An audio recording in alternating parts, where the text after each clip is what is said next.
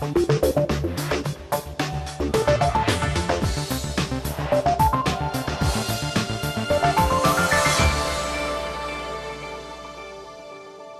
and welcome to the programme.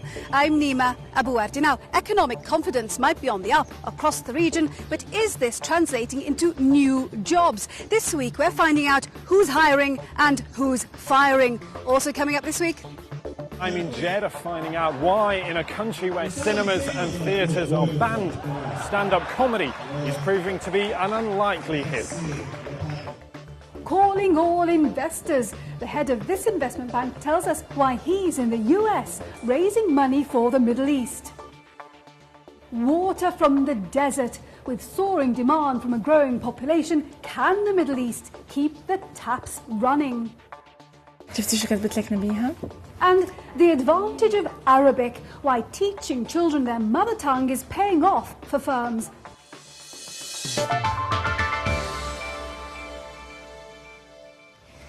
But first, cinemas, theatre and all forms of public entertainment are banned in Saudi Arabia. It's also prohibited for men and women to mix in public, so it's not the sort of place you'd expect to find stand-up comedy. But that's not deterred organisers from arranging events there at secret locations away from the religious police, as Ben Thompson reports from an event near Jeddah. What's up, Jeddah? We took it this far so the hell won't find us. Here in Saudi Arabia, getting a laugh isn't easy, especially when the joke is on the Mutaween, the country's ultra-conservative religious police. And in a country where public entertainment is still banned and men and women can't mix in public, it's not just the jokes that are controversial. What do you mean? Is there something new? Of course there is. What is it? Transparent abaya. So much so, organisers have to find remote locations well away from the police. In the past, they've used football pitches and golf courses. This one is on a beach and now are outside Jeddah. But even now, they're keen we don't say exactly where. And then you've got the Iranian leader talking on the same topic. But despite the precautions, there are still risks, and many subjects remain off limits. When I did my first ever show, the guy said, well, listen, you know, I know that you're a very funny guy, but there are some things we can't talk about in Saudi Arabia. And I said, well, what, enlighten me.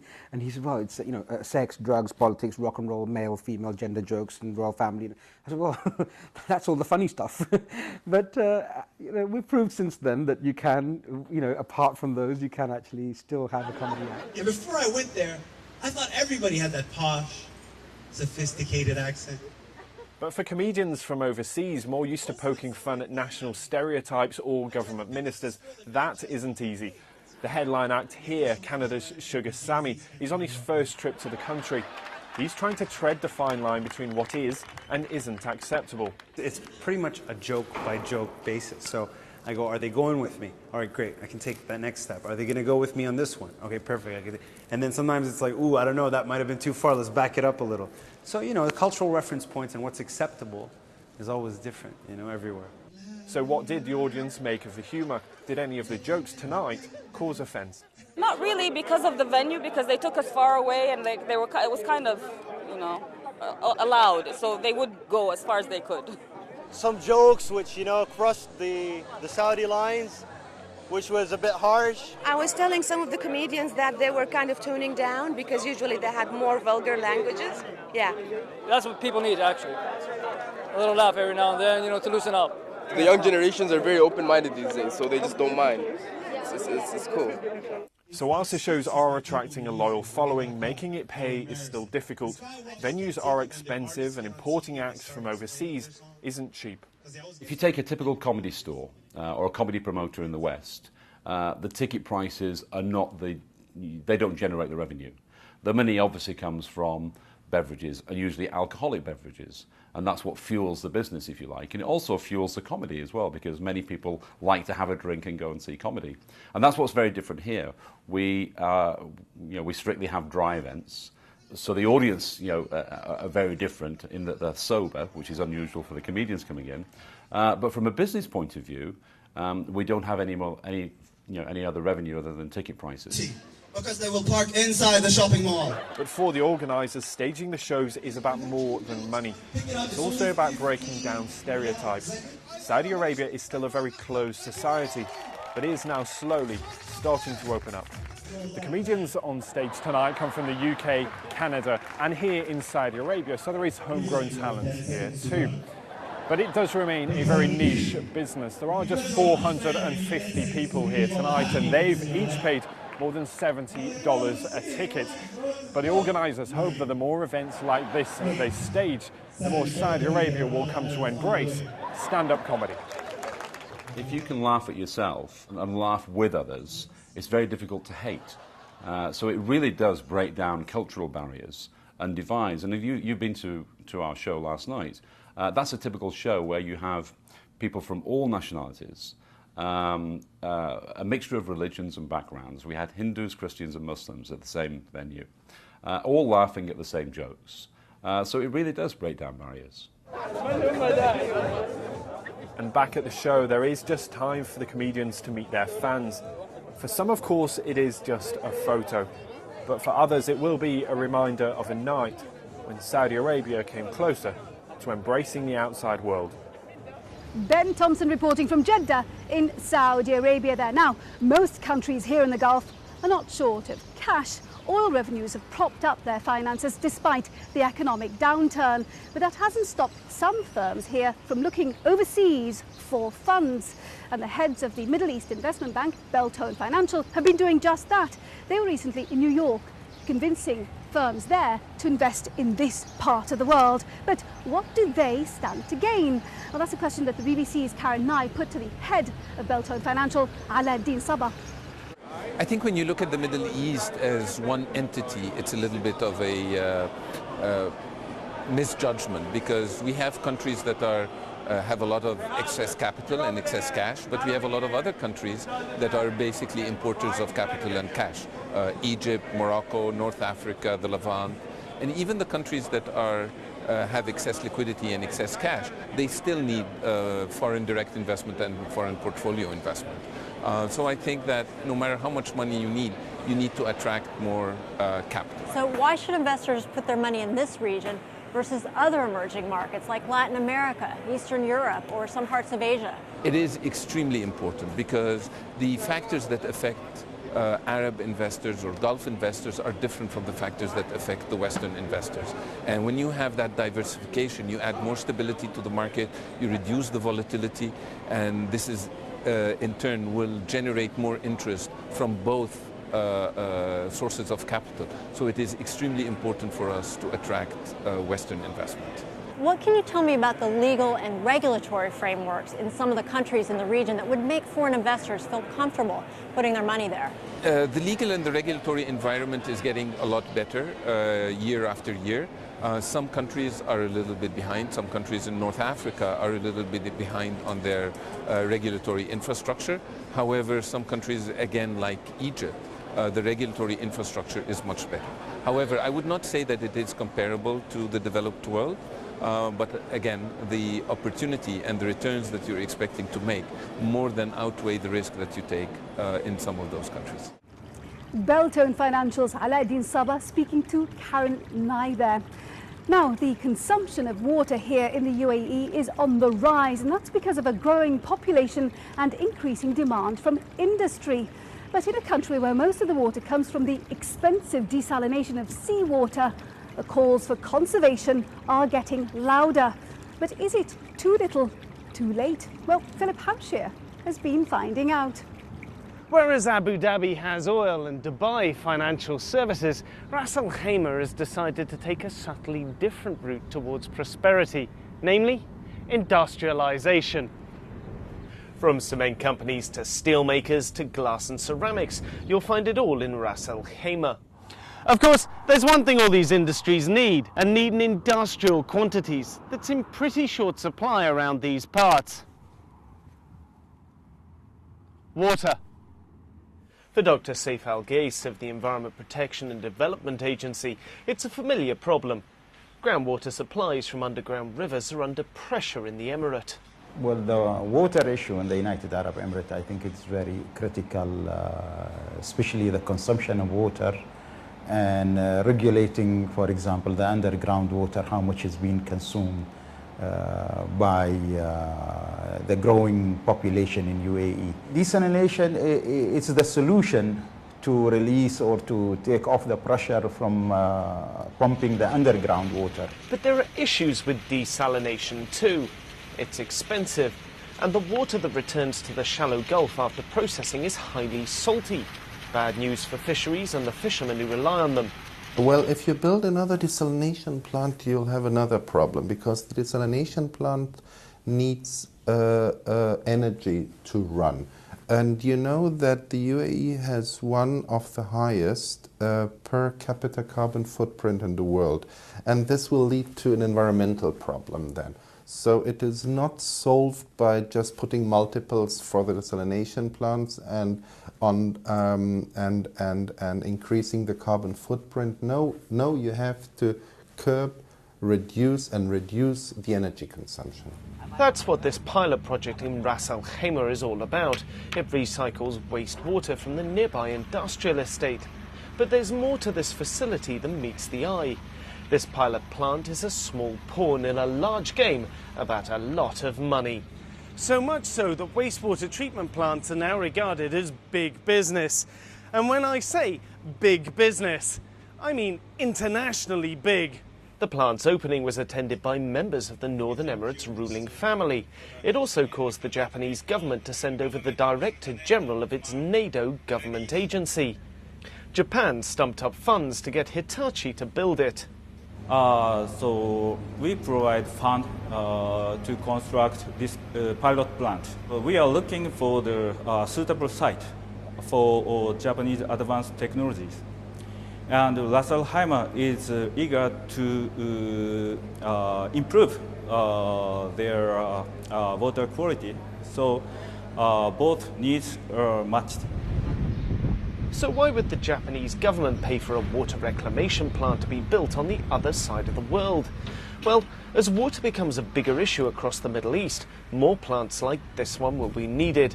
Now, whenever the bidding process comes up, Hitachi will be able to point to Ras Al Khaimah and show their technology is on the ground and working, putting them well ahead of rivals.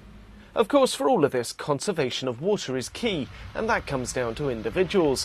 The water issue will only be solved when people watch their consumption to ensure water's used wisely and doesn't trickle away through the cracks in the pavement. Philip Hampshire reporting there. Well, we're going to take a short break now, and when we come back, hiring or firing? The worst of the downturn might be over, but after wide-scale layoffs, are the region's firms now hiring again? And Dehkia Arabi? We'll meet the firms cashing in on teaching Arabic. There's been a great trend towards buying more Arabic books, with 14% up in Arabic against a trend of basically flat sales across other parts of the book market. And I think that reflects that people want to read in Arabic.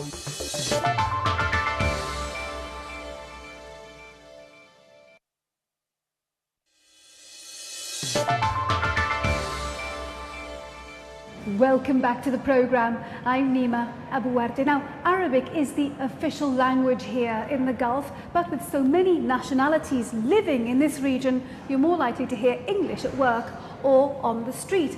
And so it's getting more difficult than ever for children of Arabic-speaking families to learn their mother tongue. But this struggle is creating business opportunities for some, as Katie Watson reports. It's story time for 5-year-old Lulwa and her 2-year-old brother Faris. Tonight the book they've chosen is Isbah Mama, or Mama's Finger. Lulwa and Faris speak Arabic every day at home, but Mum Zaina, who's originally from Syria, wants them to learn to read Arabic storybooks too. In a country where English is spoken more than any other language, it's a struggle, as Zaina found out when looking for schools for her children. School after school, as fantastic as the school's reputations were, The Arabic libraries were not as well equipped as I would expect them to be. And in some cases, I found my daughter's library at home richer than the library at the school. So I said, well, why not do something about it? I mean, at the time, I had just left my last job before having my son, and I decided, okay, why not start to bring books into the UAE? Because when I did the research also across the different bookstores, I could not find the quality books that I was looking for, or the nice stories that I would read for my children. What started as a passion for languages became a small business for Zeina. She now works with more than 35 schools in the UAE, distributing Arabic written books in their libraries. It's not always easy encouraging children to speak Arabic when they're faced with so many English books, television programmes and cartoons, and that's just one of the challenges. It's not just the fact that English is spoken widely that makes it hard to learn and practice Arabic. There's a big difference between the written, more formal Arabic and the more colloquial spoken language. But children have to learn both to be able to understand Arabic properly. And here in the Gulf, there are a lot of Arabic speakers from around the world, each speaking their own dialect. And that often makes it hard for Arabic speakers to understand each other. So children often resort to speaking English, which is much easier. And it's this that causes a challenge for language learning. Despite those challenges, there's a big market to win over. With 300 million native Arabic speakers around the world, and at least that number again who speak it as a second language, Arabic publishing is a big potential for growth. There's been a great trend towards buying more Arabic books, with 14% up in Arabic against a trend of basically flat sales across other parts of the book market. And I think that reflects that people want to read in Arabic. You can buy great books for young kids, which teach them how to read in Arabic. You can buy the latest novels in Arabic, so Twilight's available in Arabic, Dan Brown's The Lost Symbol is available in Arabic. All these books are available almost straight away, so why not read them in your local language? And it's the local language that's important to this economist. The region's been transformed from a desert to big cities in a matter of decades. And with that, the influx of foreigners meant that English has been used as the communal language for so long. But he says it has to change. Not speaking Arabic holds the region back. Any marginalization of the Arabic language or isolation of the Arabic language really bears the risk of the isolation as well of Arabic identity. We have to start innovating in the Arab world. Our region has been a net importer essentially of products, of ideas. And so if we can switch that around and become innovators and exporters of ideas, then the Arabic language as well will prosper. One such innovator is Jinan Tabra, an Iraqi who was brought up in Scotland. She struggled to learn Arabic herself. Her extended family in Scotland set up an informal Arabic school at the weekends to ensure she kept her language skills up. And her upbringing influenced her career decisions. As I grew up, I started to realize that this is a struggle that's much wider and it's common to more families than just my own. And it's something that exists in the Arab world and in the West, as you know, as English is taking over a lot of the Arabic speaking countries. And so I started Arabo.com as an online bookstore catering to Arabs living in the West, but we're now starting to expand and realize that there's just as much need in the Middle East, in the Emirates and beyond, and we're trying to expand our efforts to both on the ground and online. It may have been a struggle for Jinan growing up, but at least these members of the next generation here in the Gulf can be given a helping hand to get a handle on their mother tongue. Katie Watson there. Now, in the wake of Dubai's financial crisis, there were wide-scale layoffs. Expats had to pack up and head home. But it seems that firms are looking to hire once more. The number of jobs being advertised in this part of the world has jumped, according to Monster.com. That's one of the biggest online job sites. So, which sectors are faring best? A question I put to Sanjay Modi, the director in the Middle East. We have seen construction, growing by about 307%. Then production engineering going by 174%. Now, if we break it country-wise, UAE is showing a 218% growth in terms of job listings compared to Saudi, which is 192%, Qatar, which is 184%. So those are the kind of parameters which gives us the confidence saying, yes, the region is kind of coming back in terms of their improvement in the employment scenario. And are employers being picky these days? When we are coming back from the kind of a tougher economic scenario, what people have tried to learn is how do we make our hiring process more sharper. That means a round hole for a round peg. So that means they are going for the job requirements, the skills that are needed for the job far more closely. The job seekers are being put across to various tests, requirements, detailed interviews, etc. before the hire is made. So it is just not about the numbers, it is also about the quality of the hire. So who is the employee of choice these days? There was a time when experience and qualifications from places like the US and the UK was at a premium. It is so unique from the other parts of the world. About 80% of the jobs on Monster would be of experience level 6 years and above. Right, 15 years plus could be as much as 14 to 15%, which is quite high. And that is predominantly because of the reason they want to get kind of a skill imported and then the transition of that skill and knowledge into the organization. So that is where we see in terms of the focus areas, it would be on the experienced professionals, but at the same time, they're also expanding into the entry-level professionals. So are we seeing then a fight for the best and the brightest? Yes, there is always a war for talent, right? The war for talent never goes off because organization is looking for that one fish which can make a difference to your organization. And in a tough scenario, that one fish becomes so much critical as compared to the normal business times. So I think the war of talent is there, will be there, and will continue to be there. I think what will distinguish one organization versus others is how an organization positions themselves as an employer of choice. What is that they have to provide to the job seeker and attract the job seeker.